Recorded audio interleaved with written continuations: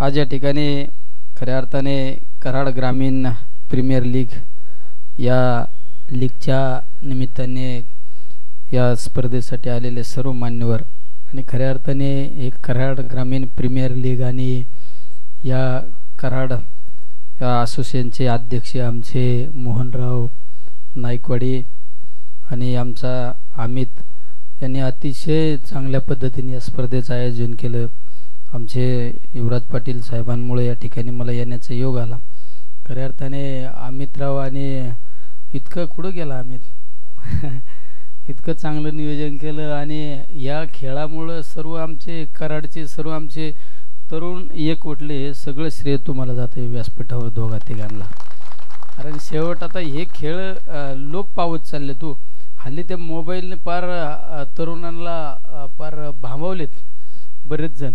मी आपल्याकडेच एकदा साताऱ्याला चाललो होतो आणि पुण्याच्या वर गेल्यानंतर ते बोगदा सुटल्यानंतर त्या घाटावर एका बाजूला एक बस स्टॉप आहे लहान छोटं आणि असं चाललो होतो।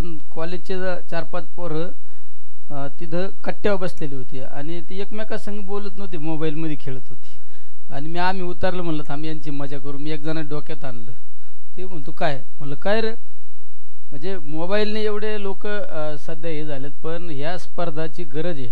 आम्ही अतिशय चांगल्या स्पर्धा नियोजन केलं। या ठिकाणी सर्वजण नेते मंडळी सुद्धा सगळे आमचे सतीश पाटील आहे, मोहीन भाई आहेत, आमचे गुरुभाई आहेत, आमचे सरपंच सुद्धा पुण्यावरून आले तिकडं गोट्याबाई। तर कार्यक्रमासाठी एकदम सज्ज आहे।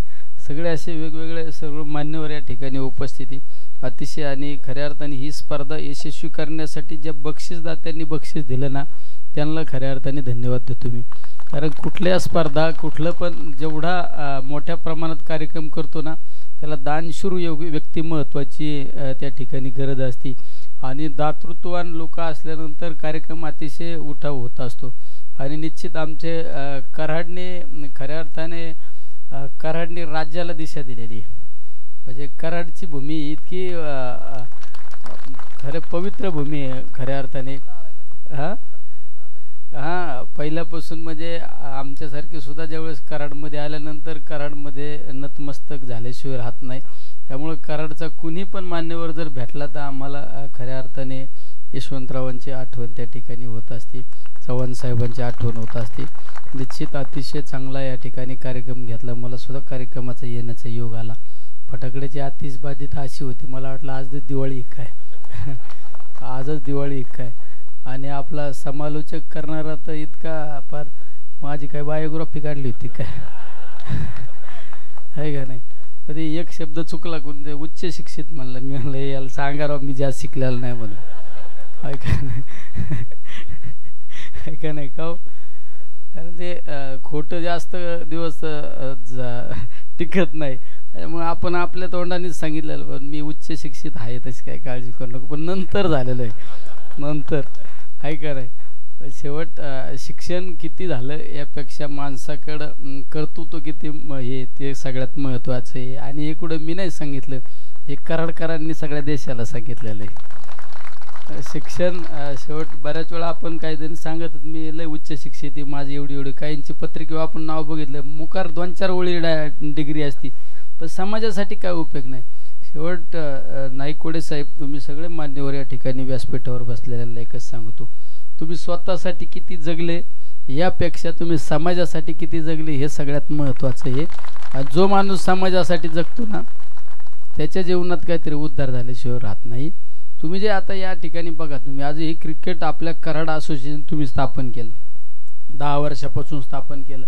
दरवर्षी तुम्हाला हे कुठंतरी गाडून घ्यावं लागतं ना, म्हणून हे सगळं वैभव उभा झालेले। तुम्ही अध्यक्ष, आज अमित समाज एवढी धावपळ करतो, युवराज पाटील तिकून आले, सगळे हे मान्यवर तुम्ही काही गावाकून आले सगळ्या गोष्टी। पण कोणीतरी नाही तर हल्लीच्या काळात कोणाला कोणासाठी वेळ नाही द्यायला। लोकांना लिमिटेड समाज पद्धती झालेली, कुटुंबाची पद्धत लोकांची एकदम लिमिटेशन झालेली। ती कुठली, आपण आपली बायको आणि 2 पोरं आणि जमलं तर आईवडील सांभाळणारी कुटुंब पद्धत या आताच्या पद्धत समाजामध्ये आहे।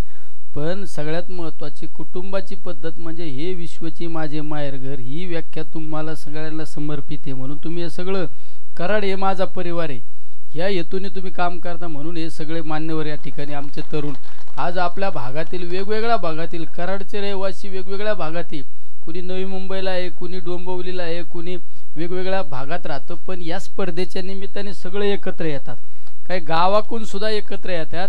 हे असे कार्यक्रम त्या ठिकाणी प्रत्येक वर्षी झाले पाहिजे आणि निश्चित चांगला कार्यक्रम आहे. हे क्रिकेटची स्पर्धा सुद्धा अतिशय चांगल्या पद्धतीने या ठिकाणी तुम्ही घेता. धन्यवाद तुम्हाला. या ठिकाणी सर्व स्पर्धेसाठी उपस्थित सर्वांना पुन्हा एकदा धन्यवाद देतो, सदिच्छा शुभेच्छा देतो. आणि माझं आणि तुमचं नातं हे अखंडितपणे म्हणजे माझ्या प्रत्येक राजकीय जीवनामध्ये माझ्या कराडवासियांचा एक सिंहाचा वाटा आहे. म्हणजे माझ्या प्रत्येक निवडणूक असो, माझ्या सुखात दुःखात, म्हणजे माझे तिकडे विजयी फटाकड्याची लढ माझ्या मतदारसंघात वाजायच्या आधी कराडमध्ये वाजती. आमचं काही बरं वाईट झालं तरी कराडकरांना टेन्शन येतं. त्यामुळे निश्चित आपलं एक वेगळं नातं हेच असं नातं अखंडितपणे राहिलं पाहिजे.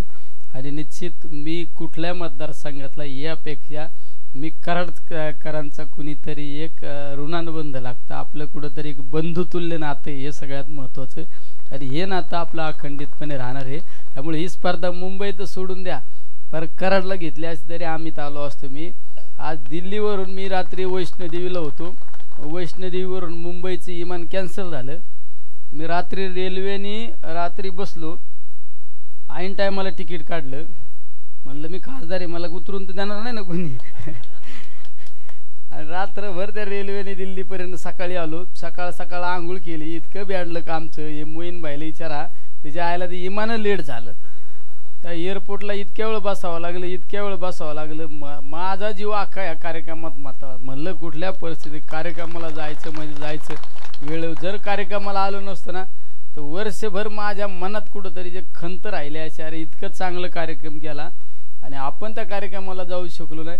आणि आम्ही तुझी संकल्पना इतकी आवडली, मला तू ट्रॉफ्या ज्या बनवल्या ना एकदम भारी ट्रॉफ्या बनवल्या. मी लय स्पर्धांचे उद्घाटन केले, लय स्पर्धांना गेलो, पण ही तुझी ट्रॉफी आहे ना कुणी पण आहे ना शो पीस म्हणूनच ठेवली जाईना अशी इतकी ट्रॉफी.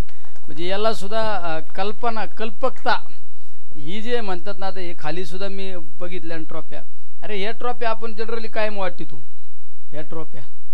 आता पुढल्या वेळेस आहे ना हे छोट्या ट्रॉफ्या सुद्धा नाही बनवायच्या, ह्या सगळ्या ट्रॉफ्या अशाच बनवायच्या. नंतर ट्रॉफ्याचं काय असेल ते बिल निलेश लिंकेकडून घ्यायचं. हां नाही तुम्ही दिलं काय मी दिलं काय वेगळं काय आणि त्यांनी दिलं काय वेगळं आहे का. म्हणजे आपल्यात कुणी जरी दिलं तरी पण सगळ्या आपल्याला आहे ना या अशा ट्रॉफ्या आहे ना, म्हणजे माझ्या माहितीनं खात्रीने बोलतो मी, महाराष्ट्रात एवढे टुर्नामेंट झाले ना पण अशा ट्रॉफ्या नाही बरं का साहेब, अध्यक्ष साहेब. अशा ट्रॉफ्या कुठत नाही. आम्ही पण लय लाख 2-2, 5-5 लाख रुपयाचे बक्षीस पहिलं बक्षीस असणाऱ्या स्पर्धा पाहिल्या आपण. आता मागच्या 15 दिवसापूर्वी आपण आमच्या बाळ्यामामाच्या भाच्याची त्या गुट्ट्याची आपले त्याचे बघितलं. ती ट्रॉफी बघ, ती ट्रॉफी तुम्ही लय 50,000 रुपयाची ट्रॉफी दिली का लाख रुपयाची ट्रॉफी दिली त्याला महत्त्व नाही, पण छत्रपती शिवरायांची पुतळा ना याला एक वेगळं महत्त्व आहे, सगळ्यात महत्त्वाचं.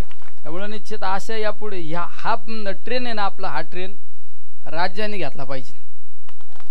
राज्यामुळं माझ्याकडे सुद्धा जर कुणी आलं नाही पुढे टुर्नामेंट आहे उद्घाटनाला येता का, मी सांगेन ट्रॉफ्या अशा बनवायच्या तर मी उद्घाटनाला येतो. तुझं हे डेमो ठेवणार, आता मी फोटो ठेवणार डेमो, उरलीत एखादी माझ्याकडे पाठव म्हणजे मी त्यांना सांगेन असे. निश्चित अतिशय चांगलं खरंच याला एक कल्पना लागते, संकल्पना लागते. अतिशय सुंदर असा कार्यक्रम या ठिकाणी आयोजित केला. सगळ्या आयोजकांना, आमच्या अध्यक्ष साहेब असू, अमितराव, आमच्या सर्व कराडकर मंडळींना धन्यवाद देतो. ज्या ज्या स्पर्धकांनी भाग घेतला त्यांना धन्यवाद देतो. ज्यांना यश मिळालं त्यांना अधिक धन्यवाद देतो. आणि ज्यांना थोडंफार अपयश आलं, इथं EVMचं काही नाही, त्याच्यामुळे हे जे आहे सगळं लाईव्ह आहे. त्याच्यामुळे आहे का नाही, EVM असल्यावर मग धोकाबाजी कधी होईन सांगता येत नाही, पण हे सगळं लाईव्ह आहे ना. ज्या खेळाडूंना यावेळेस थोडंफार कमी पडलं त्यांनी अधिक प्रॅक्टिस करा आणि पुढल्या वेळेस त्यांना पहिलं दुसरं बक्षीस मिळालं पाहिजे. आणि हीच या ठिकाणी सद्भावना सदिच्छा व्यक्त करतो. थांबतो. रामकृष्ण हरी.